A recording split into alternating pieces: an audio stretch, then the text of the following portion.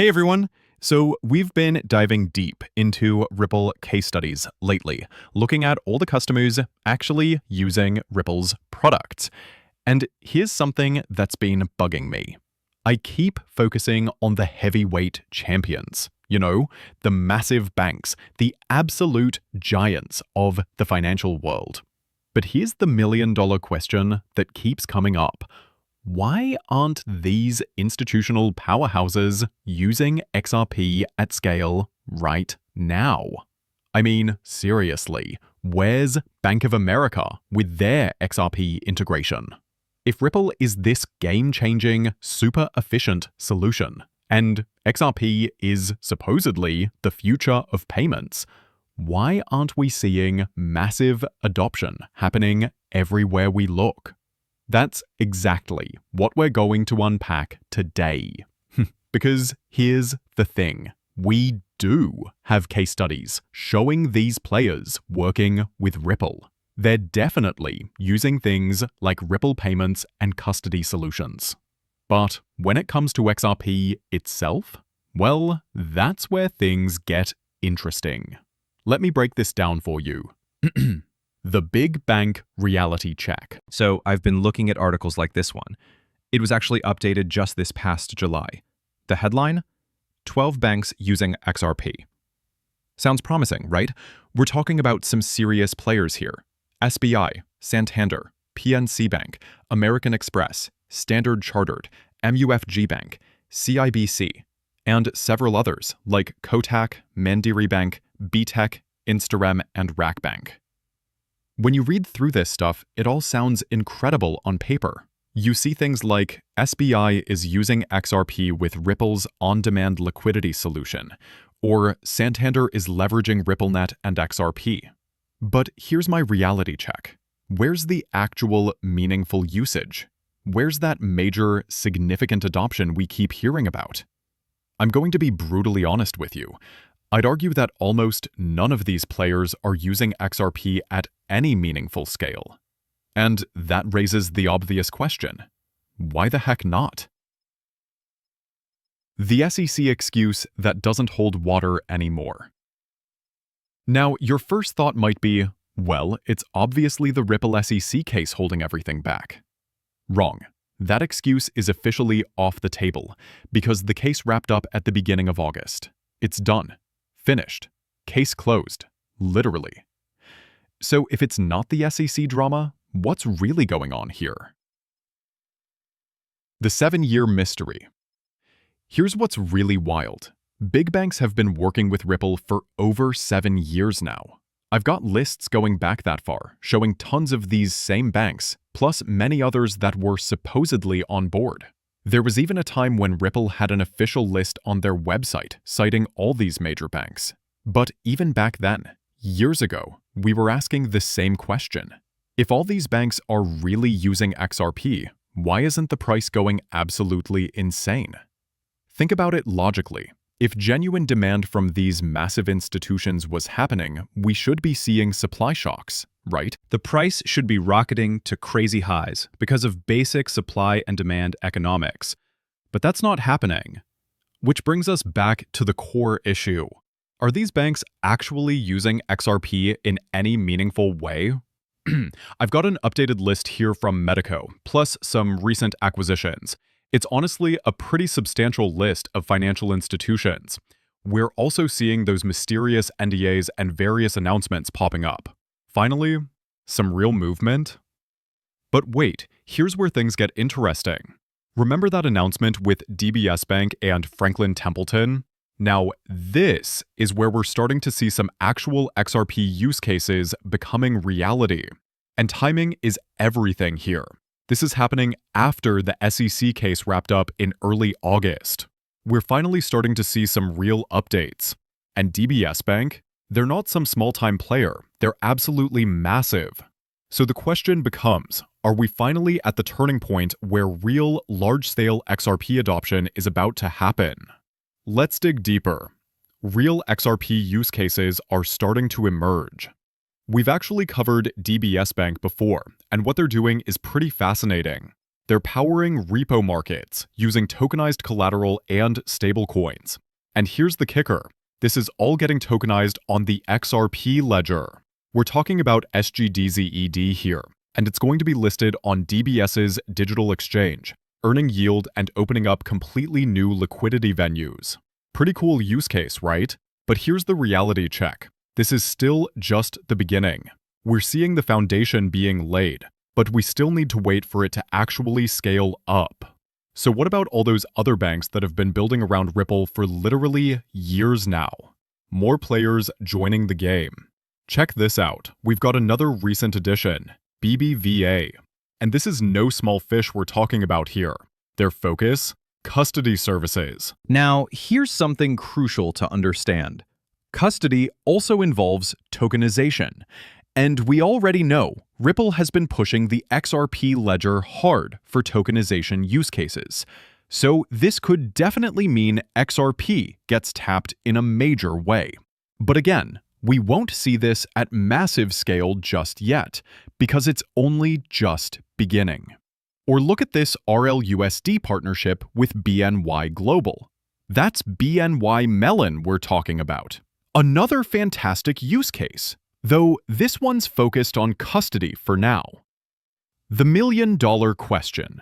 What's holding XRP back? So here's what's driving me crazy. What's actually holding XRP back from massive adoption? We already have so many major players confirmed to be working with Ripple. Get this, Ripple employees have told us their customer list spans over 500 entities. 500! So why isn't XRP's price going absolutely parabolic? Why aren't we seeing massive amounts of XRP being utilized everywhere? Here's my theory, and I think I'm onto something here. The SEC case, the real game changer. Remember when the SEC case finally got wrapped up? Almost immediately, we started seeing more announcements just like the ones I've been showing you.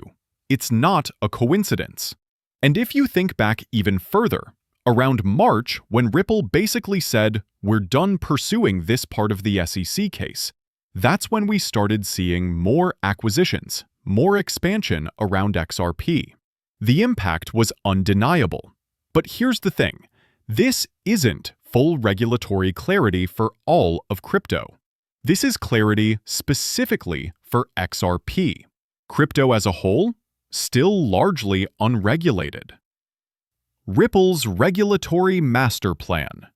Now, let me show you something interesting. Back in July, Brad Garlinghouse spoke at a Senate Banking Committee about digital asset market structure.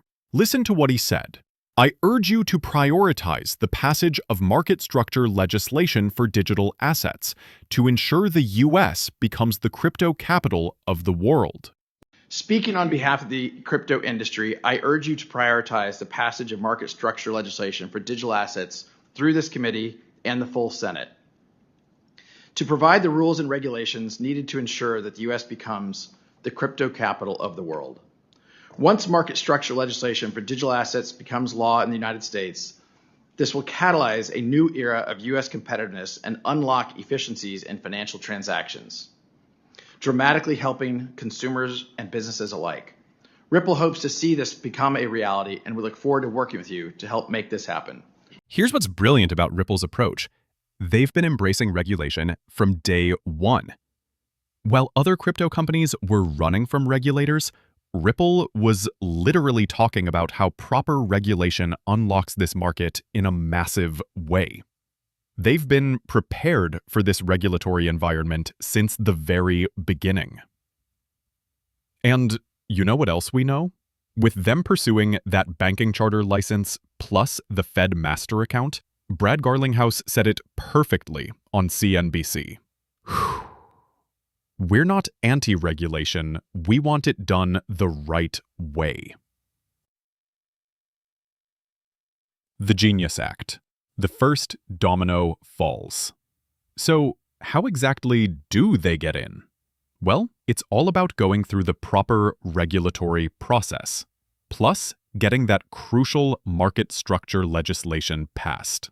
And guess what? We already got the Genius Act. Jack McDonald from Ripple nailed it when he said, "With the signing of the Genius Act, we're seeing more consumer companies, retailers, platforms, and tech firms explore whether they need their own stablecoin." Why is this absolutely crucial to understand? Because this was one of those massive legislative moves that happened this year. And what did we see immediately after it passed? A huge influx of players launching their own stablecoins, diving into the stablecoin market in a big way. The missing piece: full crypto regulation.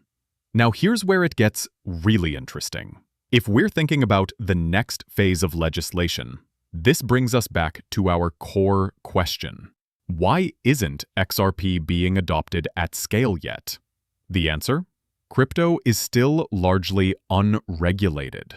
Check out this bombshell. The US Financial Services Committee is saying the Ethereum and Crypto Market Structure Bill will pass by the end of the year.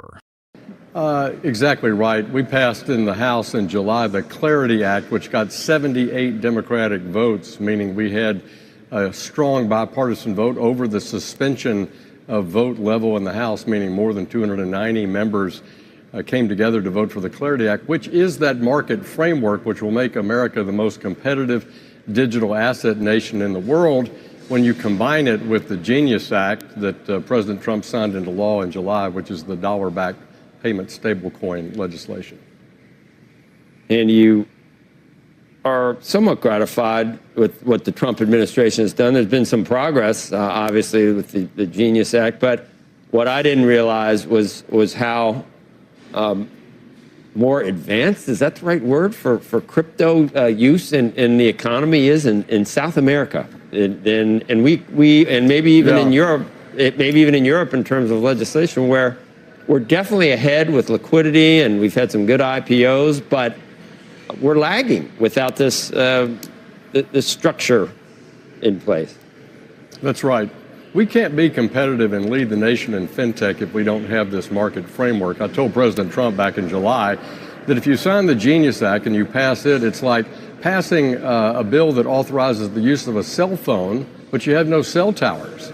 You don't have the rules for custody, for dealing, for exchanging, for serving as a trader, for how you're going to actually operate a blockchain network inside the financial services industry. So we need both. They're both essential. And as you point out, the Senate is now considering the Clarity Act under Tim Scott's leadership in the Banking Committee and John Bozeman's leadership in the House of the Senate Ag Committee. And we hope that they will take prompt action on that this fall during the October and November timeframe. I'd love to see the Clarity Act pass the Senate before the end of the year. The real breakthrough moment. Listen, when we talk about legislation around crypto and that big moment everyone's waiting for, this market structure bill is it. Here's the thing that most people don't fully grasp. If you're wondering why utility-based projects still aren't being tapped into at massive scale, why big banks aren't saying, all right, that's it. We want to utilize XRP, or Hedera, or Algorand, or any other utility-focused network. The biggest thing to understand is this. For any utility-based project to be truly adopted and utilized by these major banks that Ripple has been partnering with for XRP, we still need complete crypto clarity. We still need this entire space to be fully regulated. Why the SEC win wasn't enough. Here's a reality check that might surprise you. It doesn't matter that XRP is now cleared from the SEC case. Don't get me wrong, that was definitely a huge obstacle. But this does not fully unlock XRP for large-scale adoption by big banks. What will? Comprehensive crypto regulation. And look at this. The $88 billion Coinbase CEO just said, Bitcoin crypto market structure bill is about to pass very soon. I've never been more bullish. Almost everyone in the space is expecting this bill to pass imminently. The key that unlocks everything. This bill will be the key. If you're thinking about the exact moment when XRP starts getting fully embraced at institutional scale, this is it. Because remember what Brad Garlinghouse told us? To ensure the US becomes the crypto capital of the world, we need to pass this bill. And what does this bill actually do? It unlocks innovation. It gives these massive players the green light to finally tap into and utilize these technologies. The real breakthrough moment.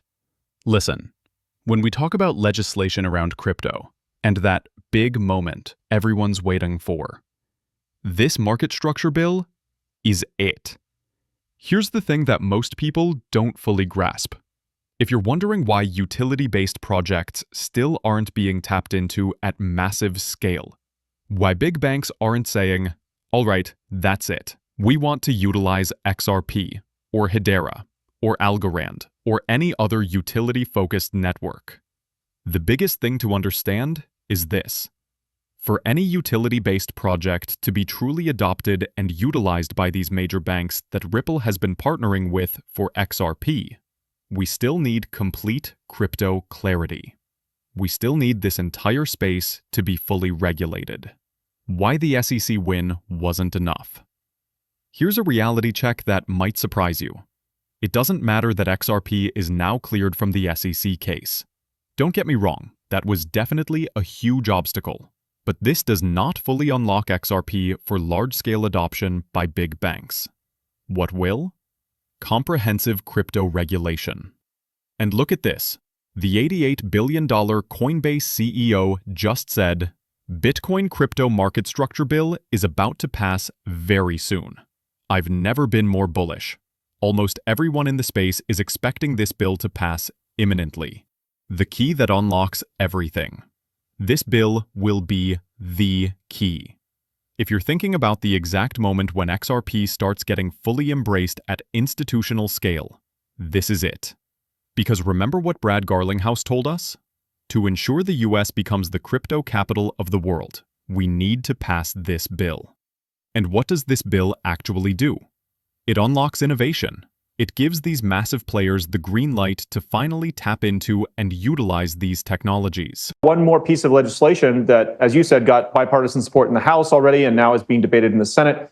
And this is what we call market structure legislation, which just simply means it's covering all of the non-stablecoin crypto assets, things like Bitcoin and Ethereum. And it's resolving some of these outstanding issues from the last administration that got weaponized by people like Gary Gensler trying to go after the crypto industry because it wasn't clear, were these a commodity, were they a security? So this legislation is making great progress. I've never been more bullish on the chances to get it passed into law.